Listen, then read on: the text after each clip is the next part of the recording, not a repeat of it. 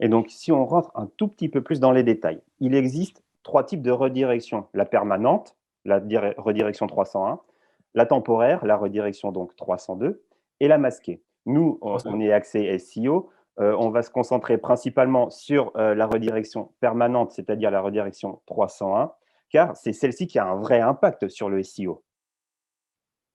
Oui, tout à fait. Alors, autant, je dirais, les moteurs ne vont pas garder le fait de faire une redirection temporaire, ils ne vont pas le garder entre guillemets en mémoire, ils vont faire la redirection sans en garder, je dirais, une trace quelque part. Sur les redirections masquées, ça va plutôt être quand on a un sous-domaine qui va être, par exemple, j'en sais rien, action.monsite.com. Et du coup, l'URL qui va être affichée, ça va être juste monsite.com. Et non pas, on ne va pas voir qu'on est sous un sous-domaine. Donc, la redirection masquée, c'est vraiment ça. C'est, je dirais, une URL qui sera peut-être plus propre ou peut-être plus compréhensible par, je dirais, un internaute lorsqu'il regarde cette URL. Donc, c'est pour ça qu'on fait des URL masquées. Et la 301, c'est vraiment la redirection permanente. C'est vraiment, on est en train de dire au moteur de recherche, cette redirection n'existe, enfin, cette ancienne URL n'existe plus. Et donc, désormais, la nouvelle adresse, c'est celle-là.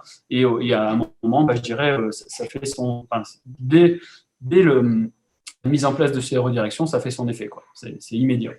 Oui, et puis il faut bien préciser que c'est quelque chose qui est totalement invisible pour l'internaute. Oui, tout à fait. On parle bien, je dirais, de redirection à destination des moteurs de recherche et non pas des internautes qui, quelque part, eux, de manière assez globale, ne regardent pas les URL. Ce n'est pas quelque chose que l'on fait de manière, je dirais, assez permanente. On se dit, tiens, je vais aller dans la rubrique un tel dans tel site, mais on ne regarde pas trop l'URL si, entre deux, elle a changé lors d'une refonte. On va forcément remarquer, on va dire physiquement, je dirais, qu'une refonte a eu lieu et que le site a été modifié.